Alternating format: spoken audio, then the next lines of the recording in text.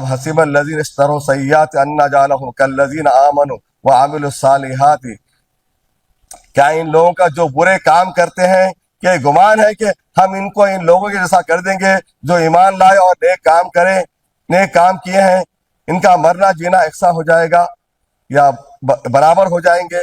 یہ فیصلہ جو کرتے ہیں اللہ تعالیٰ بول رہے ام حسب الذین اشتروا السیئات ان نجعلهم کالذین آمنوا وعملوا الصالحات سواء محیاهم ومماتهم ساء ما يحکمون۔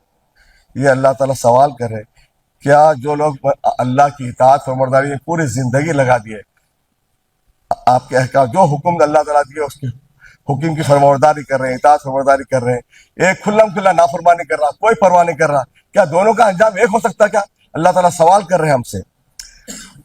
وَخَلَقَ اللَّهُ السَّمَاوَاتِ وَالْأَرْضَ بِالْحَقِّ وَلِتُجْزَىٰ كُلُّ نَفْسٍ بِمَا كَسَبَتْ وَهُمْ لَا يُظْلَمُونَ۔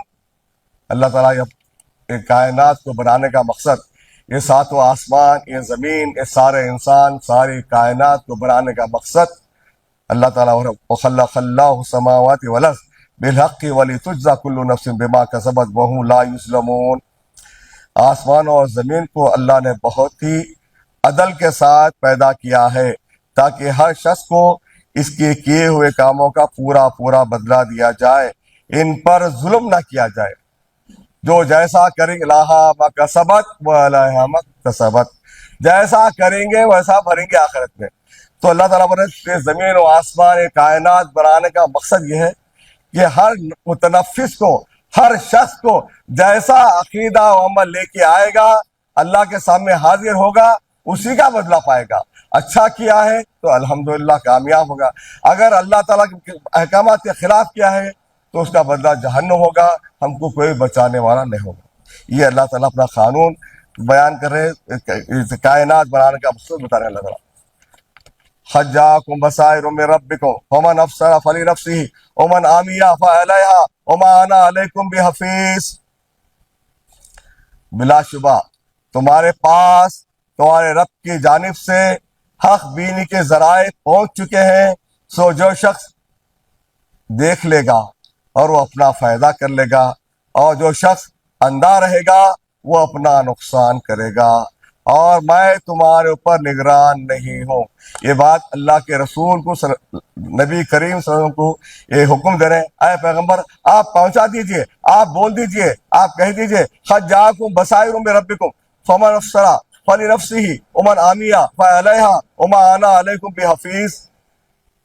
اب جو بلا شبہ تمہارے پاس رمضان کے مہینے میں قرآن، شہر رمضان الذی انزل فیہ القرآن ھدی للناس، رمضان کے مہینے میں قرآن نازل کیا گیا ہے، یہ سارے انسانوں کی ہدایت۔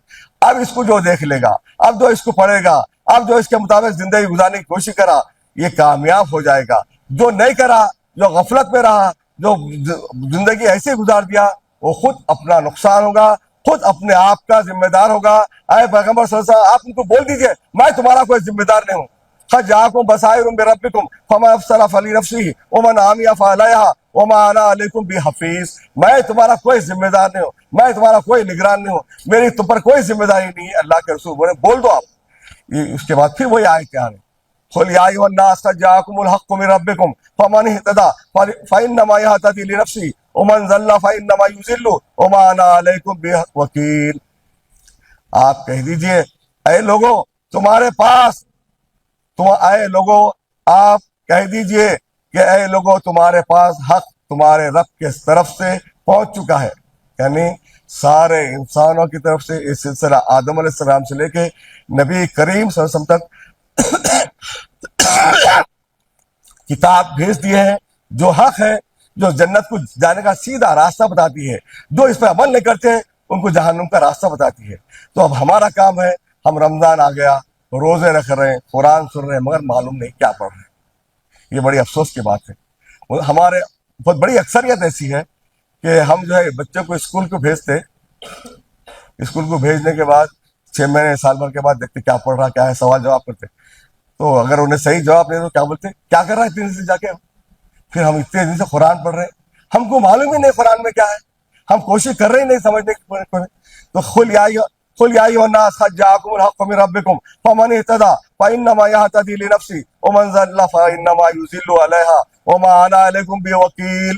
آپ کہہ دیجئے اے لوگوں تمہارے پاس حق تمہارے رب کی طرف سے پہنچ چکا ہے، اس لیے جو شخص راہ راست پر آ جائے گا وہ اپنے واسطے راہ راست پر آئے گا، جو شخص بے راہ رہے گا اس کا بے راہ رہنا اسی پر پڑے گا۔ میں تم پر مسلط کر کے نہیں بھیجا گیا، میں تمہارا وکیل نہیں ہوں، میں تمہاری طرفداری کرنے والا نہیں ہوں۔ وما علینا الا البلاغ وما علینا الا الحساب، میرا کام پہنچا دینا ہے، تمہارا اللہ کا کام حساب لینا۔ وما علینا الا البلاغ، اللہ کے رسول پر کہہ دیجئے آپ میرا کام پہنچا دینا ہے، تمہارا اللہ کا کام حساب لینا ہے۔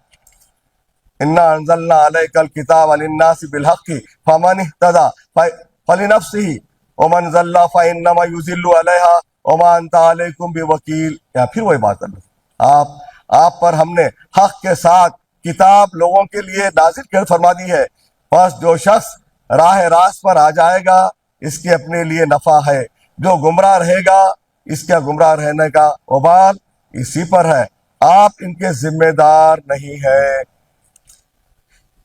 یہ اللہ تعالیٰ نبی کریم کی زبان مبارک سے کہلوا رہا ہے، انا ارسلناک بالحق بشیرا ونذیرا ولا تسألون اصحاب الجحیم۔ اے پیغمبر آپ کہہ دیجئے ہم نے آپ کو حق کے ساتھ خوشخبری دینے والا اور ڈرانے والا بنا کر بھیجا ہے، جہنم کے بارے میں جو لوگ جہنم میں جائیں گے ان کے بارے میں آپ سے نہیں پوچھا جائے گا یہ لوگ جہنم میں کیوں ہیں۔ البتہ اللہ کے رسول سے یہ پوچھیں کہ تم پہنچائے نہیں پہنچائے، یہ ذمہ داری۔ جو لوگ جہنم میں جائیں گے ان کے بارے میں آپ سے نہیں پوچھا۔ قل ان ھدی اللہ ھو الھدی ولئن اتبعت اہواءهم بعد الذی جاءک من العلم ما لک من اللہ من ولی ولا نصیر۔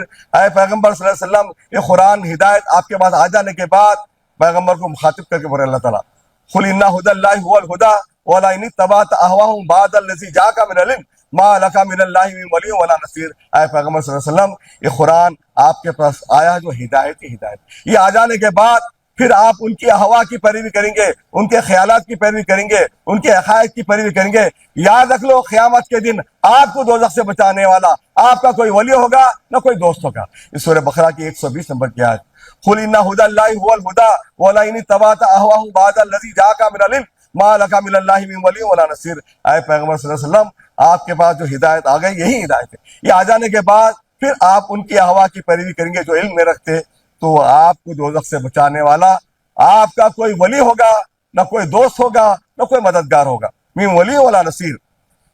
وراء المجرمون النار، اور گنہگار جہنم کو دیکھ کر سمجھ لیں گے کہ وہ اس میں جھونکے جانے والے ہیں، لیکن اس سے بچنے کی کوئی جگہ نہ پائیں گے۔ گنہگار مجرم لوگ غفلت میں رہے، قرآن کی طرف توجہ نہ دیے، نبی کے کی تعلیمات پہ عمل کرنے کی کوشش نہیں کرے، معلوم نہیں کرے، بس ایسے ہی زندگی گزار دیے، تو وہ لوگ جہنم میں جانے والے ہیں۔ وہ لوگ سمجھ لیں گے اب جہنم میں جانے والے ہیں، تو اللہ تعالیٰ بولے وَلَقَدْ صَرَّفْنَا فِي هَذَا الْقُرْآنِ لِلنَّاسِ مِنْ كُلِّ مَثَلٍ وَكَانَ الْإِنسَانُ أَكْثَرَ شَيْءٍ جَدَلًا۔ ہم نے اس قرآن میں ہر طریقے سے ہر طریقے سے تمام انسانوں کی تمام مثالیں لوگوں کے لیے بیان کر دی ہے، لیکن انسان سب سے زیادہ جھگڑالو ہے۔ اللہ تعالیٰ یہ بات قرآن میں جو ہے یہ سورہ کہف کی آیت نمبر 54، سورہ بنی اسرائیل کی آیت نمبر 89 میں، اور سورہ زمر 27 میں، اور سورہ روم 58 میں، 4 جگہ بول رہے ہیں انسانوں کو سمجھانے کے لیے جتنے طریقے ہو سکتے تھے میں قرآن میں بیان کر دیا ہوں۔ اگر میں کوشش نہیں کروں گا، آپ کوشش نہیں کریں گے تو اللہ کے پاس بچ نہیں سکیں گے، ہم خود ذمہ دار ہے اس کے۔